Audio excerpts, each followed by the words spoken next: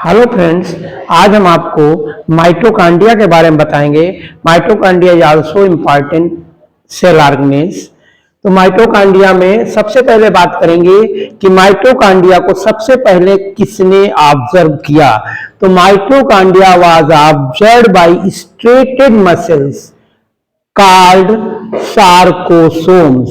ये कोलिकर ने सबसे पहले ऑब्जर्व किया, तो कोलिकर ने इसे सार्कोसोम नाम दिया और ये रेखित पेशियों में से खोजा गया था। स्टेटेड मसल इन इंसेक्ट, कीटों के रेखित पेशियों में खोजा गया था और कोलिकर ने इसे सबसे पहले ऑब्जर्व किया।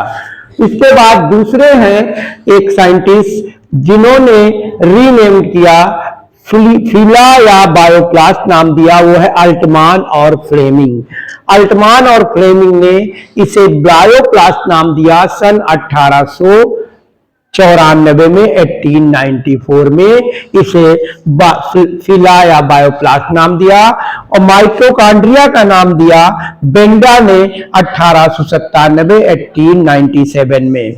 अब बात आई कि शेप एंड साइज की बात करेंगे कि माइटोकॉन्ड्रिया का आकार और माप क्या होती है। शेप एंड साइज तो एलिप्सॉइडल होता है, थ्रेड लाइक भी हो सकता है। साइज एंड शेप वेरीज होते हैं, यानी डिफरेंट होते हैं, यानी थ्रेड लाइक भी हो सकता है, एलिप्सॉइडल हो सकता है, स्फेरिकल हो सकता है और ओवाइडल भी हो सकता है या ओवाइड हो सकता है।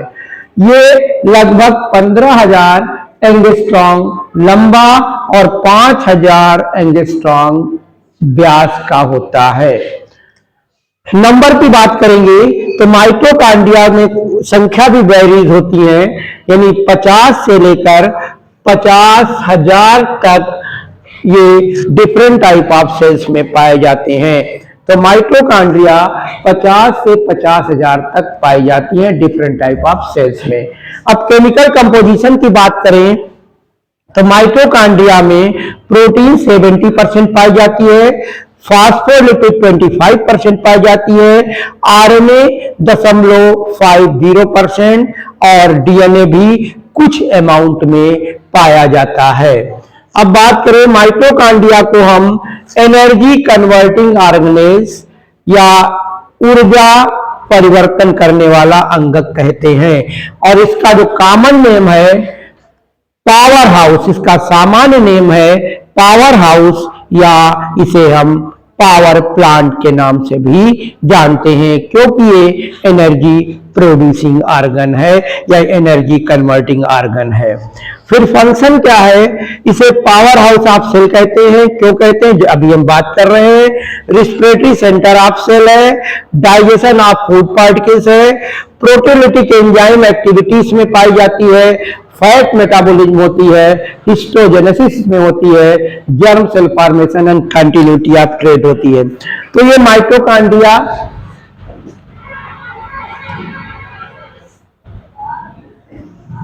माइटोकॉन्ड्रिया का ये स्ट्रक्चर है। माइटोकॉन्ड्रिया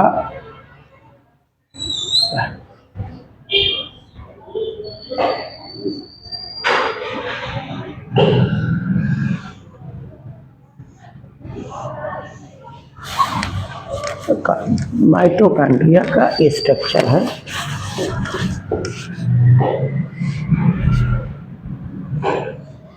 ये आउटर मेम्ब्रेन है, फिर इनर मेम्ब्रेन में फिंगर लाइक प्रोजेक्शन पाए जाते हैं। मैट्रिक्स के अंदर फिंगर लाइक प्रोजेक्शन अंदर की ओर धंसे हुए पाए जाते हैं। ये इनर मेम्ब्रेन हो गई माइटोकॉन्ड्रिया की। इनर मेम्ब्रेन में finger like outgrowth inner side में पाए जाते हैं। तो ये हो गई माइटोकॉन्ड्रिया, आउटर मेम्ब्रेन हो गई माइटोकॉन्ड्रिया की। ये इनर मेम्ब्रेन हो गई। इनर मेम्ब्रेन में फिंगर लाइक प्रोजेक्शन को हम कहते हैं क्रिस्टी। फिंगर लाइक जो प्रोजेक्शन दिख रहे हैं इन्हें हम कहते हैं क्रिस्टी।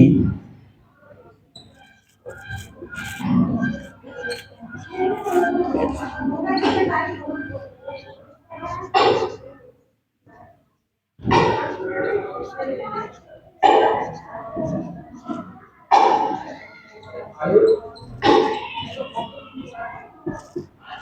इसमें डीएनए भी पाया जाता है और माइटोकॉन्ड्रियल मैट्रिक्स पाया जाता है और आरएनए पाया जाता है। तो ये हो गया डीएनए, ये माइटोकॉन्ड्रियल मैट्रिक्स है, माइटोकॉन्ड्रियल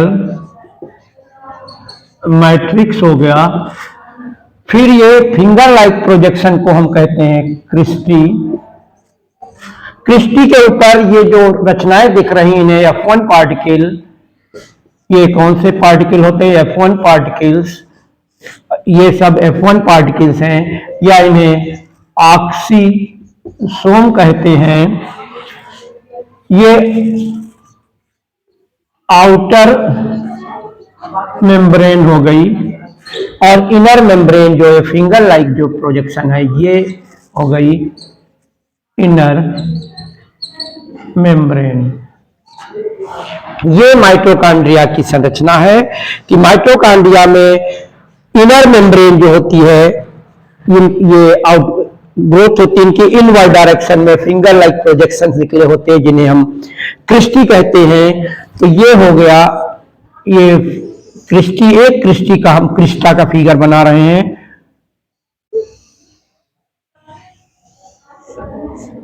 ये सिंगल क्रिस्टा का फिगर है।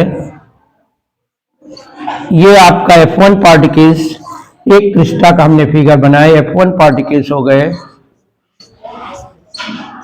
सॉरी, ये हो गई इनर मेम्ब्रेन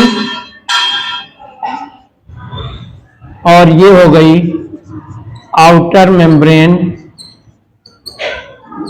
और ये हो गए F1 पार्टिकल्स और ये क्या है? क्रिस्टा। सिंगल को क्रिस्टा और प्लूरल में क्रिस्टी होता है।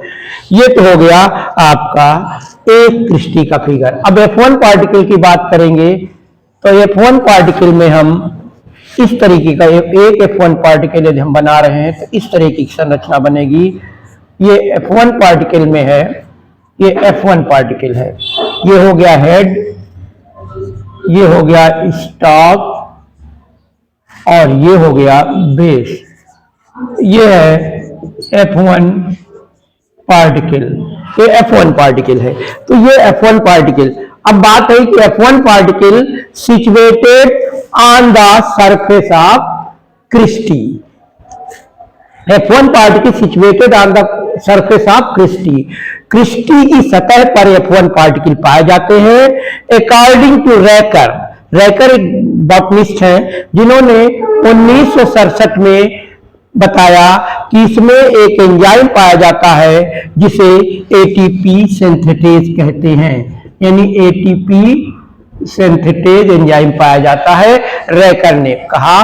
और ये बड़ा इंपॉर्टेंट रोल प्ले करता है, यानी ऑक्सीडेशन और फास्फोराइलेशन रिएक्शन में ये महत्वपूर्ण रोल अदा करता है। यानी ऑक्सीडेशन यानी भोजन का ऑक्सीडेशन या ऑक्सीकरण तथा फास्फोराइलेशन का मतलब होता है एडीपी से एटीपी का निर्माण। एडिनोडाई फास्फेट से एडिनोसिन ट्राइफॉस्फेट यानी एटीपी एडिनोसिन डाइफॉस्फेट से एडिनोसिन ट्राइफॉस्फेट के निर्माण में जो प्रक्रिया होती है उसे फास्फोराइलेशन कहते हैं। फास्फोराइलेशन का मतलब एडीपी से जब एक फास्फेट ग्रुप और जुड़ता है तो इस प्रक्रिया या इस रिएक्शन को हम फास्फोराइलेशन कहते हैं। तो एडीपी से एटीपी के निर्माण को हम फास्फोराइलेशन कहते हैं। और ऑक्सीडेशन क्या होता है? ऑक्सीडेशन में क्या होता है? भोजन का ऑक्सीकरण या जारण होता है। भोजन क्या होता है? C6H12O6 का ऑक्सीडेशन होता है, इससे जुड़ता है O2। ग्लूकोज हमारा भोजन होता है और ग्लूकोज का क्या हो रहा होता है? ऑक्सीडेशन हो रहा होता है, यानी इससे ऑक्सीजन जुड़ता है, यानी ऑक्सीडेशन हुआ। फिर क्या बना?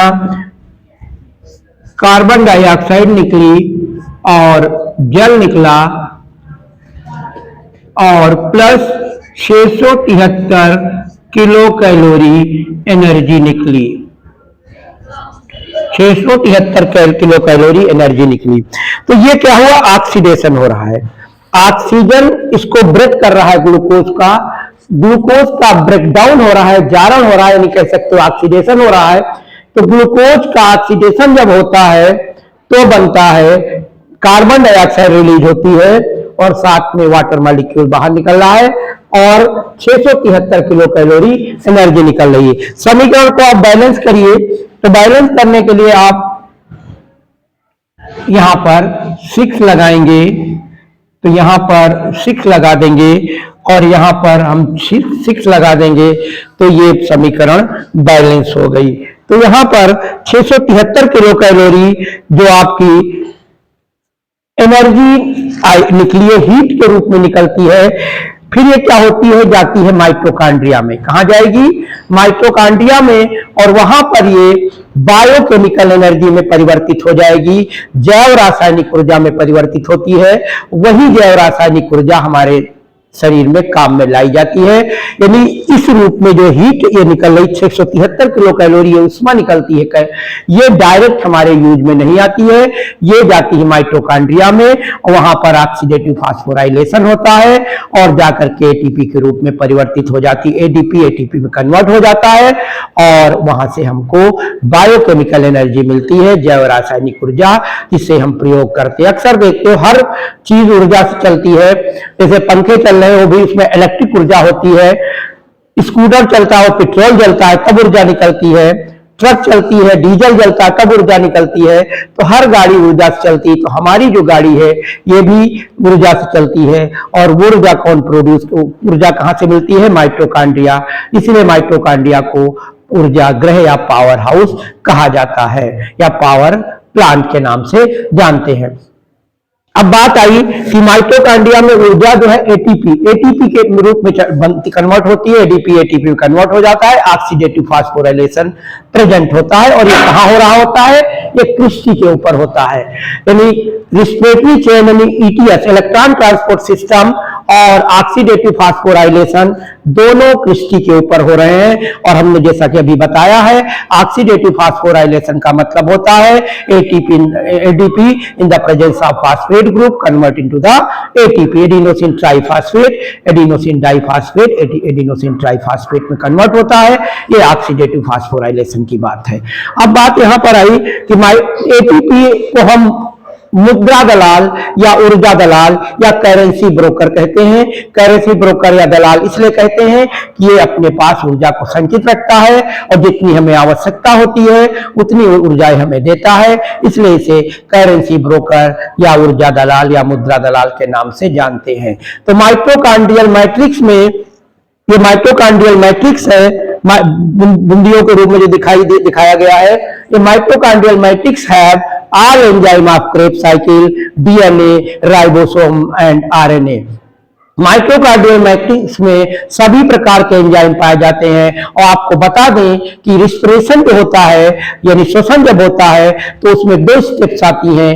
एक होती है ग्लाइकोलिसिस, ग्लाइकोलिसिस ये एरोबिक एनारोबिक दोनों में चलेगी, यानी glycolysis takes place in the absence of oxygen and also in the presence of oxygen, यानी ग्लाइकोलिसिस प्रक्रिया में ऑक्सीजन की कोई जरूरत नहीं होती है। यानी ये एरोबिक और एनारोबिक यानी ऑक्सी और अनऑक्सी दोनों श्वसन में ग्लाइकोलिसिस चलती है। ग्लाइकोलिसिस में क्या होता है कि ग्लूकोज जो होता है, पायरुविक एक ग्लूकोज का मॉलिक्यूल 2 पायरुविक एसिड में टूटता है, और पायरुविक एसिड के बाद क्या होता है कि पायरुविक एसिड के बाद बनता है एस्टर कोएंजाइम ए, और एस्टर कोएंजाइम ए जाकर के intermediate product of Krebs cycle and glycolysis, intermediate product है क्रेब्स साइकिल और ग्लाइकोलिसिस का, यानी connecting link between the Krebs cycle and glycolysis. Glycolysis जो होता है 9 स्टेप में कंप्लीट होती है, और लास्ट प्रोडक्ट जो बनता है वो 2 पायरुविक एसिड होता है।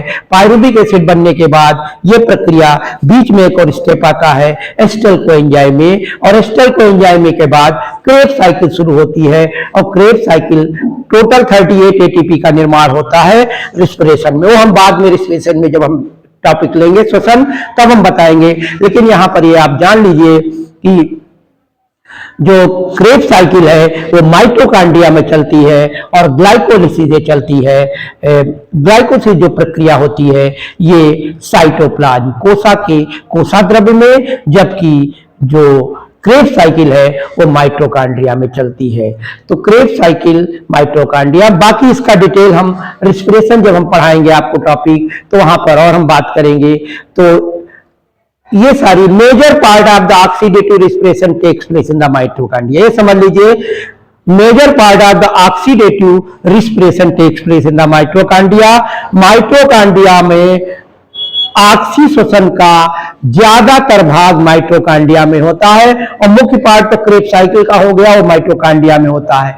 In this process oxidation high energy compound ATP utilize of all cells. Mitochondria not found in the bacteria and blue green algae. Mitochondria bacteria तथा ब्लू ग्रीन एल्गी में नहीं पाए जाते हैं। और ये भी बता दें कि mitochondria are also absent in the mature RBC. तो जो मैच्योर आरबीसी होते हैं, परिपक्व लाल रुधिर कणिकाएं होती हैं, रेड ब्लड कॉर्पसेल्स होती हैं, उनमें भी माइटोकांड्रिया नहीं पाया जाता है और माइटोकांड्रिया इमेच्योर एरिथ्रोसाइट्स में पाया जाता है। तो mitochondria blue green algae, bacteria and mature RBC में एब्सेंट होती हैं। इसके अलावा ये सभी जगहों पर पाए जाते हैं, यानी माइटोकांड्रिया सभी यूकैरियोटिक सेल में पाए जाते हैं और प्रोकैरियोटिक सेल में माइटोकांड्रिया नहीं पाए जाते हैं। और अभी हम इसके बारे में बहुत सारी चीजें आपको बताना है, लेकिन जब हम रिस्पिरेशन पढ़ाएंगे तो हम इस माइटोकांड्रिया को इंटरकनेक्ट करेंगे रिस्पिरेशन में। तो वहां पर हम आपको क्रेब्स साइकिल, ग्लाइकोलिसिस, ये सारी चीजें हम बताएंगे आपको। तो वहां पर और ये रिस्पिरेटरी चेन जो इलेक्ट्रॉन ट्रांसपोर्ट सिस्टम है, ये इसमें 6 जो इलेक्ट्रॉन होते हैं, एटीपी होते हैं, 6 एटीपी ग्लाइकोलिसिस से इलेक्ट्रॉन ट्रांसपोर्ट सिस्टम के द्वारा माइटोकांड्रिया में जाए हैं। लेकिन इतना हम गहराई में आपको लेंगे तो मेन पार्ट आप भूल जाएंगे। तो यहां पर हम इतना जितना आपको आज हमने बताया है वो चीज ध्यान रखिए, बाकी रिस्पिरेशन के दौरान हम आपको और डीप में ले जाएंगे।